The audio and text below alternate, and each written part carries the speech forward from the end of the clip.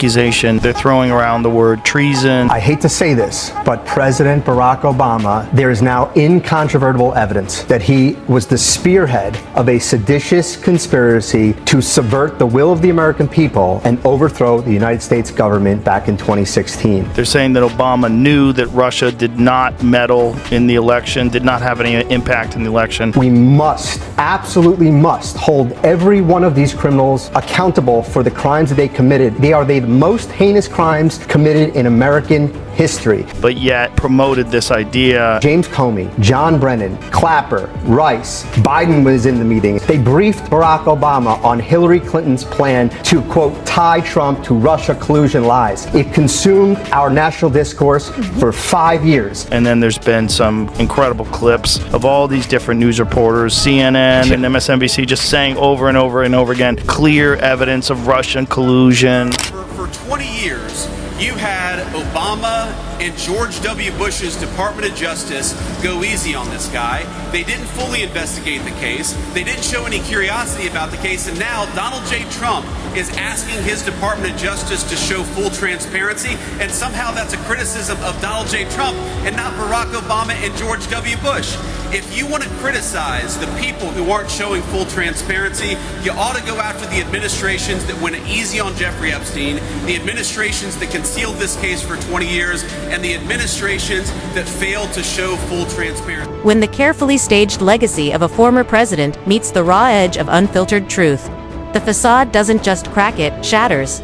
Joe Rogan hits with sniper-like precision and wrecking ball impact, while J.D. Vance delivers a sly, cutting jab that leaves no space for spin. What begins as playful roasting quickly escalates into a full-scale demolition, tearing down the polished image to expose the uneasy reality. What you know now, do you wish you had a third term? You know what, if I could make an arrangement where I had a stand-in, a front man or front woman, and they had an earpiece in, and I was just in my basement in my sweats looking through the stuff, and then I could sort of deliver the lines, but somebody else was doing all the talking and ceremony, I'd be fine with that. We know he wasn't really running the country. Yeah. We used to think he was actually running the country, and now they're like, no, he didn't even see those executive orders. That was all auto-penned. You know, first of all, I don't believe, whether you agree with me or disagree with me, whether you agree with Donald Trump or disagree with him, I don't believe in hectoring voters. I believe in persuading voters. Support is not something I'm given or something I'm owed. It's something you got to go out there and work for. So one, I just don't like the tone of going in.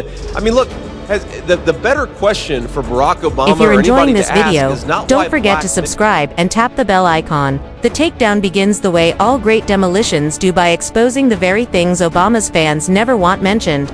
The carefully polished image, the silky speeches, and those signature pauses that had half the country swooning like they were hearing poetry instead of politics. Joe Rogan rips through that facade like cheap drywall, pointing out how behind the smooth charm was a politician who perfected the art of looking busy while accomplishing less than a DMV clerk on a Friday afternoon.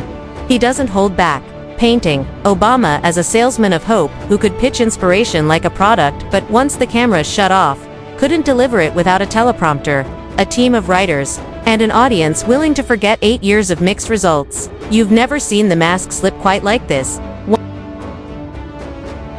Glass of Flint tap water, and I swear to God, he drinks it like this. Watch this. Can I get some water? I really did need a glass of water. This is not a stunt. Usually when something isn't a stunt, you have to say it's that. 100% a stunt. When was the last time a president stopped a speech to ask, can I get a glass of water? They would never do that. They would have water ready. Obama's legacy isn't defined by transformation but by branding brilliance. He was less a trailblazer and more a salesman, a master of self-marketing, who could spin half measures into historic milestones and rebrand foreign policy missteps as genius-level strategy. Rogan dismantles the myth of the Affordable Care Act as a flawless achievement, pointing out its loopholes, rising costs, and broken promises that piled up faster than a doomed startup. In his framing, Obama didn't change the game, he sold the country a product loaded with hidden fees. As people age the hardest. I think Obama was probably like a very idealistic young man. Oh, Lord, what's going on now? Who's hollering? I can't even see it. Who really wanted to change the world. And that dude aged more than anybody. I mean, I'm getting old, so I can't hear that well. I can't see that good. Who aged the least? Trump. Trump Trump just This is something that He just brushed that shit off his shoulders like it was nothing. We knock on wood wherever we may have wood, that I'm in very good health. I just won 2 club championships, not even senior, 2 regular club championships. To do that, quite smart, and you have to... Mocking how a tan suit once dominated headlines for a week, not because it mattered, but because the media preferred swooning over style instead of questioning why wars dragged on long past his promises to end them. He points out the absurdity of a president who could order a drone strike on a Middle Eastern wedding and still land a Vogue cover a month later. Rogan drives the point home. If leadership were judged on style points alone, Obama would have been president for life. But in the real world, charisma doesn't rebuild cities, pay bills, or fix broken systems. One backstabbing that's going on. That's a very disrespectful attack on the American people who deserve the truth. They deserve to have faith and trust in the integrity of our democratic republic, which has been undermined by President Obama through his direction of this manufactured fake intelligence document, knowing that it was filled with lies. Like when she got into office, you realize like you're not really in control of everything because there's another person who's in control of each individual department, and they'll stop whatever you're trying to do every step of the way. They get in the way of everything. What are you going to do? You're going to replace everything? 111. Just as the roasting reaches a fever pitch, J.D. Vance lands the first of his 3 sharp strikes. He zeroes in on Obama's supposed bond with the working class, tearing apart the myth that he was ever truly one of them. Vance highlights how Obama loved to talk about middle America but treated it more like a campaign backdrop than a priority. Under his watch, Rust Belt jobs didn't bounce back, they disappeared, replaced by speeches about the inevitability of globalization. It's a surgical takedown that exposes Midwestern photo ops as nothing more than political. It changed my opinion of that guy. I don't understand how we got so toxic, so divided, and so bitter. He said he wanted generals like Adolf Hitler had. Donald Trump said that. Did you have a high opinion of him before? Yeah, I did just as an intelligent person, a statesman. He's probably like caught up in the system. It's very difficult to make real meaningful change. You think you're going to do something and then you get into office and you're like, oh God, what a quagmire this place is. But watching him just straight up lie. Roast back up, skewering Obama as the ultimate moral high ground salesman. He highlights the irony of a man preaching transparency while running one of the most secretive administrations in decades. From the DOJ targeting whistleblowers to cozy ties with Silicon Valley, Obama didn't just play politics. He rewrote the playbook for looking noble while hiding the ball. Rogan drives it further, comparing the Nobel Peace Prize to handing a championship trophy before the season even starts, as real peace took a backseat to maintaining the status quo. He doesn't let nostalgia cloud judgment, painting post-presidency Obama lounging on yachts, signing Netflix deals, and charging 6-figure fees for speeches to the very corporations he once vowed to hold accountable. The hypocrisy is effortless, and Rogan milks every bit, calling it the most lucrative retirement plan ever devised by a man who claimed to despise Because corporate. things are actually happening. Very different than most of the time when people get elected. And I will shut down the Federal Department of Education, and we will move everything back to the state. Most of the time when people get elected, they claim all these things when they're running for president. Then they get into office and not much changes. Individualize education and do it with the love for their children. And in fact, a lot of what they campaigned on, they don't practice at all. Great example is the Obama administration. The Hope and Change website had to be changed because there was a bunch of stuff in there about whistleblowers. No, I don't think Mr. Snowden was a patriot. I called for a thorough review of our surveillance operations before Mr. Snowden made these leaks. My preference would have been for a lawful... Vance lands his second blow, targeting the racial politics Obama seemed to perfect not by breaking barriers, but by using his identity as a shield against criticism. Vance argues that Obama's biggest feat in race relations was convincing his supporters that any disagreement made you morally suspect, while real policy that could have closed wealth gaps or fixed broken systems took a backseat to speeches about unity. He exposes the contradiction, showing how the carefully crafted image of a unifier often masked the reality of a divider when it came to political. The President has directed the Attorney General to release all credible information and, frankly, to go and find additional credible information related to the Jeffrey Epstein case. He's been incredibly transparent about that stuff, but some of that stuff takes time. You've got to assemble that stuff, you've got to compile that stuff. Rogan seizes the moment to drag Obama's foreign policy back into the spotlight, dismantling the no-drama myth by highlighting the chaos in Libya, the endless quagmire in Afghanistan, and the infamous Syrian red line that was drawn. erased, and redrawn so often it looked like a bad Etch-a-Sketch. He points out that while Obama spoke like a statesman, his global decisions often left allies baffled and enemies emboldened. It wasn't bold leadership, it was cautious calculation wrapped in elegant speeches. What did it? And it's disgusting. It's a disgusting lie. Let's play it. Said that there were very fine people on both sides of a white supremacist rally. You also had people that were very fine people on both sides. I'm not talking about the neo-Nazis and the white nationalists because they should be condemned totally.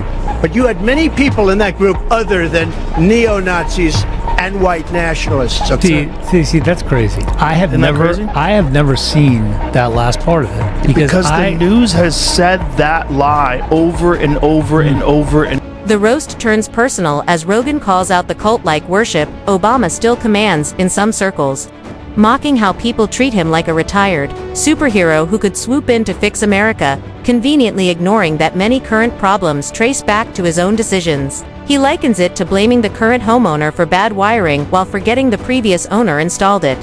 J.D. Vance lands his final blow, focusing on Obama's role in shaping the Democratic Party's modern identity crisis. Vance argues that Obama's style over substance approach trained a generation of politicians to prioritize branding over results. The Instagram-era politics, where likes outweigh legislation, owes much of its DNA to the Obama playbook. Vance's point hits hard.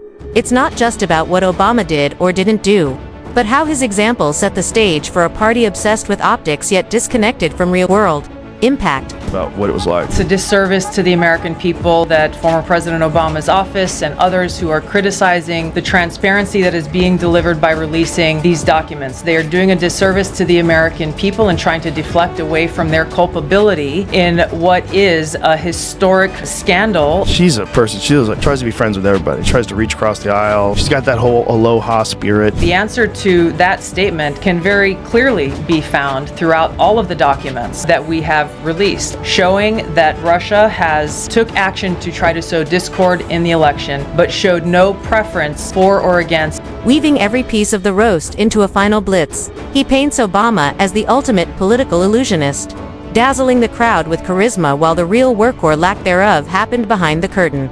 It wasn't hope and change. It was hope as a brand and change as a buzzword. He could make half the country believe the scoreboard was broken, while the other team kept racking up points. In Rogan's telling, Obama isn't tragic or villainous, he's a cautionary tale of what happens when a nation falls in love with presentation over performance. Every carefully measured word, photo-ready smile, and well-timed pause was part of a larger game, leaving voters with feelings instead of results. Rogan exposes the truth. Obama's public image wasn't rare brilliance. It was a masterclass in selling well-packaged mediocrity to people desperate to feel inspired. Crazy conspiracy theories, this weird obsession with crowd sizes. The thing that got me was that very fine people thing, the white supremacist thing. They just kept trying to say that he was a racist. When he's not complaining, he's trying to sell you stuff. You're running for president and you're hawking merchandise. Gold sneakers, $100,000 watch. Why are you selling the watch? What are you doing? Which is this thing that I think worked in like 2017. I don't think it works anymore. I don't think people believe it anymore. We've gotten numb to all this. Unmatched political instincts with almost surgical precision. He didn't just highlight mistakes, he exposed the intentional dodges, the grand promises tossed into the wind, and quietly pivoted from when it came time to deliver. To Rogan, it wasn't merely bad leadership, it was political performance, art where applause mattered more than results. Each replay of Obama's self-congratulatory moments landed like a punchline no one wanted to laugh at because the joke was on the country. When J.D. Vance stepped in, he didn't go broad. He focused on one area, Obama's self-proclaimed legacy of middle-class revitalization, dismantling it brick by brick. The numbers told the story of someone who simply put a fresh coat of paint on a decaying structure. Manufacturing jobs didn't return, wages didn't soar, but the speeches, those sparkled.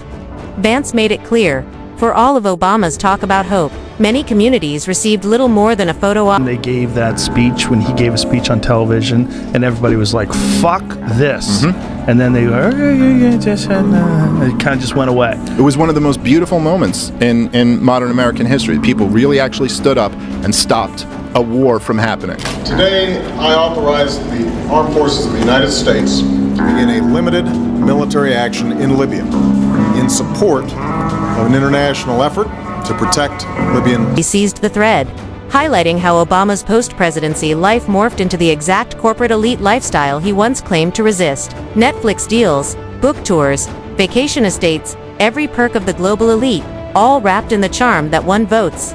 Rogan painted a man who didn't just retire from politics. He upgraded his brand into a billion-dollar industry, while his most devoted fans defended him as if he were still fighting for them.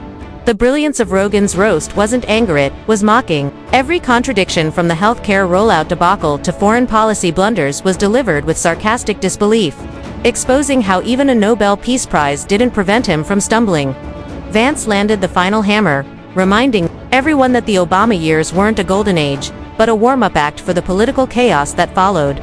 Together, they stripped away Obama's carefully curated image, leaving behind not a transformative legend, but the reality of a politician who convinced millions that style could substitute for substance and speeches could replace results.